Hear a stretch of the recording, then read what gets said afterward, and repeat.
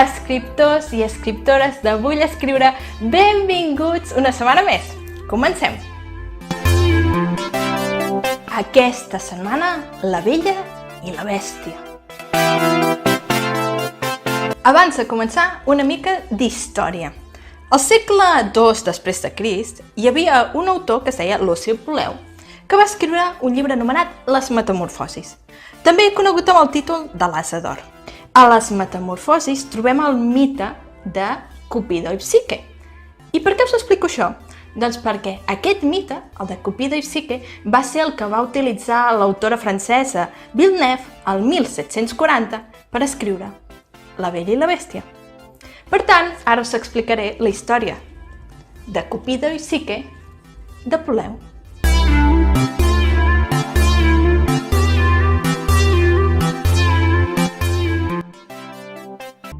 Hi havia en una ciutat un rei i una reina. Van tenir 3 filles, totes 3 amb capla bellesa.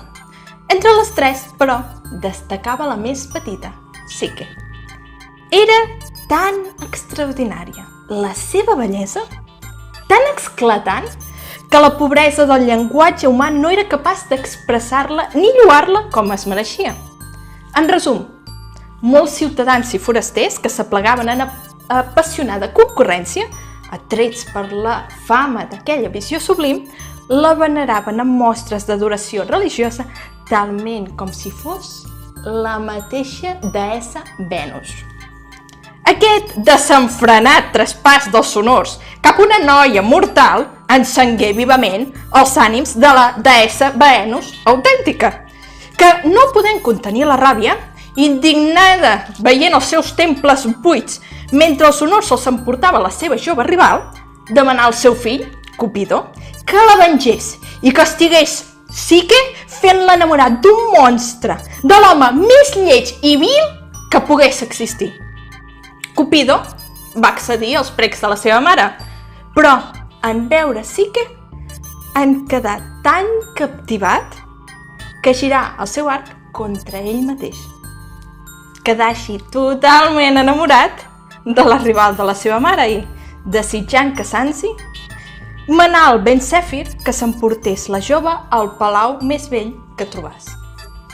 Mentre Cupido preparava aquest pla, Psique continuava traient les mirades a tothom, les lloances a tots, però ningú no s'hi acostava com a pretendent amb la intenció de casar-s'hi.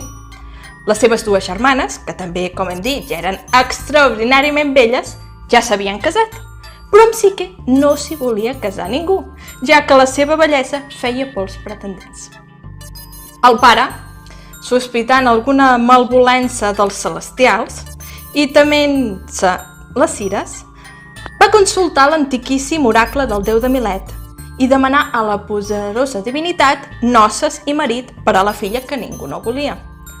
Per mitjà de l'oracle, Cupido li va fer creure, al pare, que Psique havia de ser lliurada en matrimoni a una criatura monstruosa que vivia al cim d'una muntanya, una mena de drac al qual fins i tot els déus temien.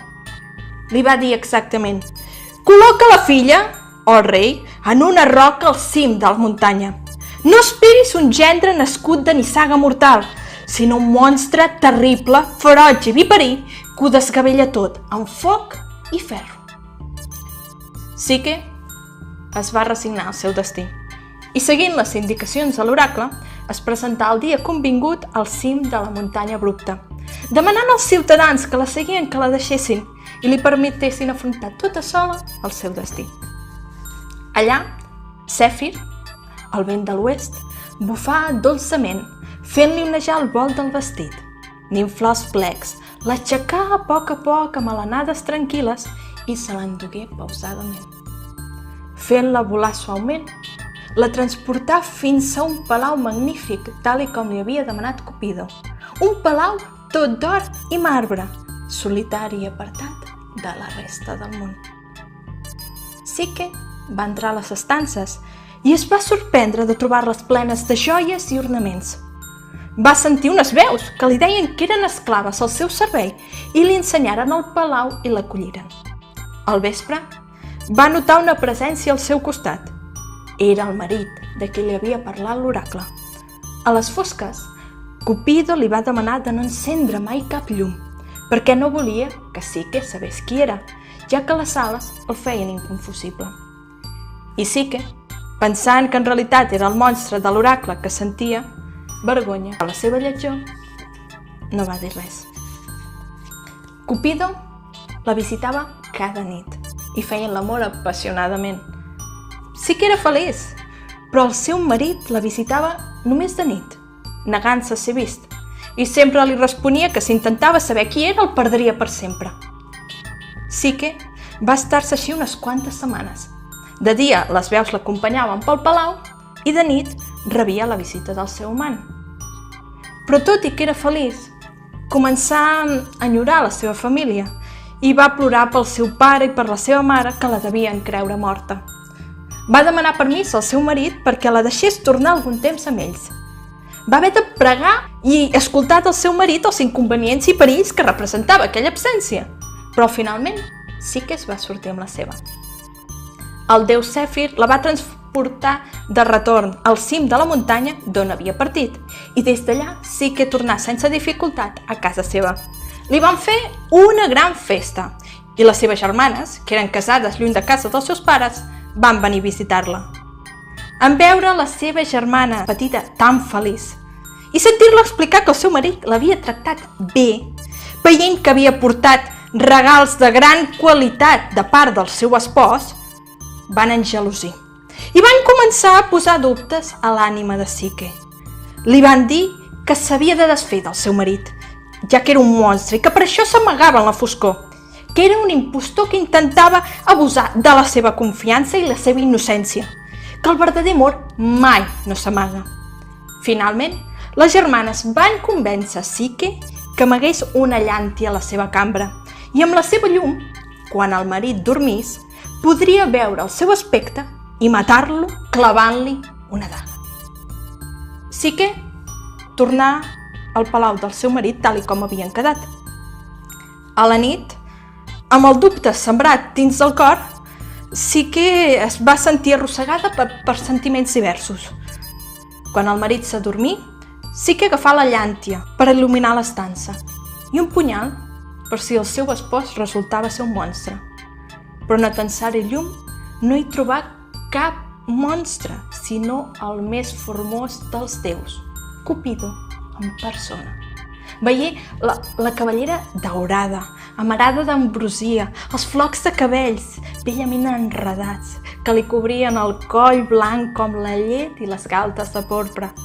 I darrere les espatlles, les ales arronsades del déu volador blanquejaven amb la brillantor d'una flor i les puntes de les plomes, tendres i delicades, es bellugaven tremolosament.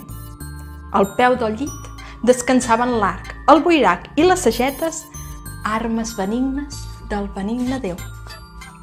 Psique, dominada per la curiositat, examinà les sagetes i en quedà meravellada.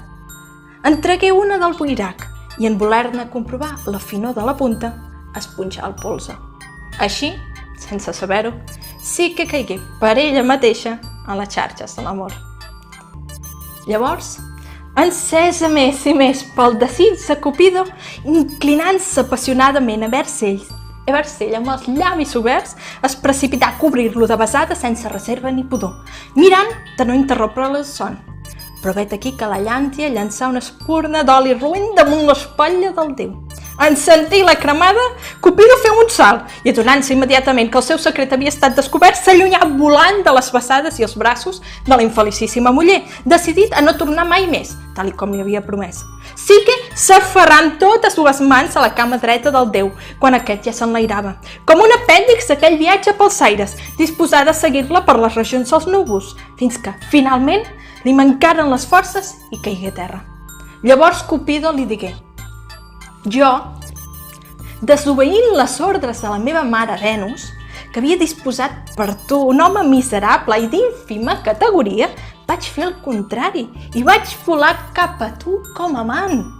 Però ho vaig fer irreflexivament i et vaig fer la meva muller, perquè tu, ja ho veus, em prenguessis per una bèstia i amb el ferro em tallessis el cap. L'amor no pot viure on no hi ha confiança. I en acabar de parlar, Cupido s'envolà amunt movent les ales. Psique quedà prostrada a terra contemplant el vol del marit fins on abastava la vista. I quan la llarga distància feu desaparèixer aquell marit endut pels rems de les ales, ella es precipità dalt a baix del marge del riu més proper. El riu, però, segurament per respecte al déu, l'envoltà sense fer-li cap mal i s'afanyà a dipositar-la damunt l'arbell de la riba florida. Psique, buscant consol, va explicar a les seves germanes grans el que havia passat. Aquestes, en saber que el seu amant no era cap monstre, sinó Cupido, van sentir enveja i es van oferir per substituir-la. Cadascuna d'elles va anar per separat fins al cim de la muntanya i es van deixar caure, confiant que el vent Zèfir les portaria a la cova on estava Cupido. Però el vent no els hi va fer cap cas i les dues van morir. Mentre Psique anava de poble en poble buscant Cupido. Venus s'assabentà que el seu fill havia patit una cremada i que jeia al llit. I s'enfurismà en conèixer que la causant d'aquella ferida havia estat Psique. Castigà Cupido a romandre tancat en un lloc segur. I Psique, sense la protecció del seu espòs, va continuar errant pel món, perseguida per la còlera de Venus i cap divinitat no la volia acollir. Psique ensopegà finalment amb un temple dedicat a Ceres, on la terra estava cobert de munts de gra barrejat. Va començar a separar el gra en piles ordenades i quan va haver acabat, Ceres li va parlar, dient-li que la millor manera de trobar Cupido era buscar la seva mare, Venus, i guanyar-se la seva benedicció. Psique va cercar un temple dedicat a Venus i va entrar-hi per fer la seva petició. La deessa Venus, a veure-la, se li va llançar al damunt, li esquinçar els vestits, li arrencar els cabells, li sacsejar el cap i la colpejar brutalment. La seva voluntat era transformar-la en esclava.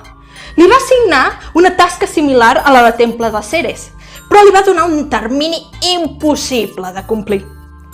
Però Cupido va intervenir des de la distància, ja que encara estimava Psique, i va fer que unes formigues ordenessin el gra. La deessa Venus es va enfurismar per aquest èxit de Psique i li va demanar que anés a un camp on pasturaven unes ovelles daurades i aconseguís llana d'or. Psique es va posar en marxa, però va ser retinguda pel déu del riu, que havia de creuar per arribar al camp. Aquest li va dir que les ovelles eren molt dolentes i cruels i podien matar-la, però que si esperava fins al migdia, les ovelles anirien a buscar l'ombra de les branques a l'altra banda del camp i s'adormirien. I que llavors sí que podria agafar la llana que quedava enganxada per les branques i les cosses dels arbres. Sí que ho va fer així. I Venus es va enfurismar encara més en veure que havia sobreviscut i superat la prova. Finalment, la deessa Venus va exclamar que pel patiment de vetllar el seu fill, deprimit i malalt com a resultat de la infidelitat de Psique, havia perdut part de la seva bellesa. Psique havia d'anar a l'Hades i demanar a Prosèrpina, la reina de l'inframón, una mica de la seva bellesa i després ficar-la en una caixa negra que Venus li va donar.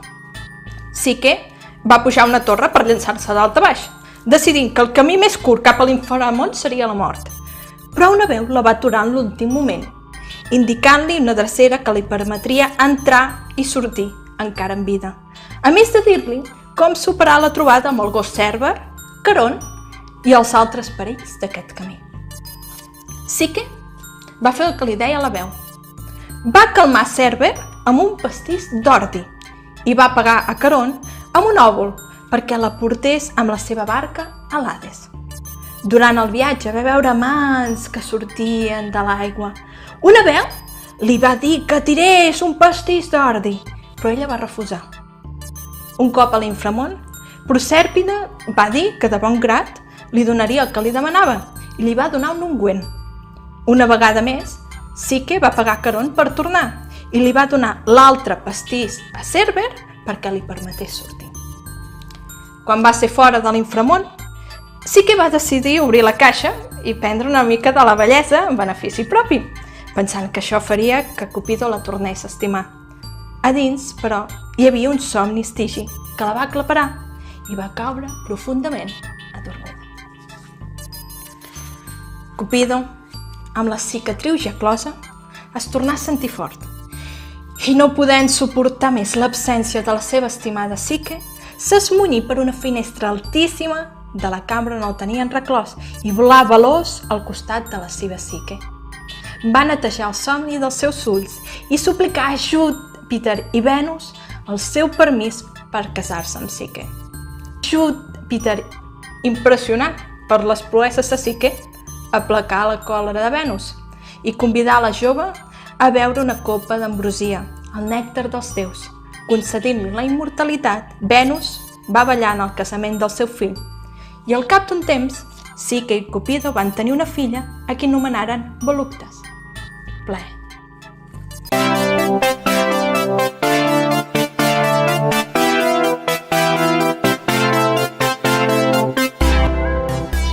I en el pròxim vídeo...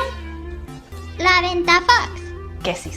Com vols que unes galetes siguin la Ventafocs? La Ventafocs feia galetes. Ai, aquesta aranya. I se les menjava. La setmana que ve no serà la Ventafocs. En realitat, la setmana que ve tampoc no hi haurà vídeo. Passem d'aquí a 15 dies perquè la setmana que ve és festiva. Per tant, ens retrobem el 14 de desembre, sí? Doncs ens veiem el 14 de desembre i ens llegim a la web durant tots aquests 15 dies. Ens llegim, escriptors! Galetes.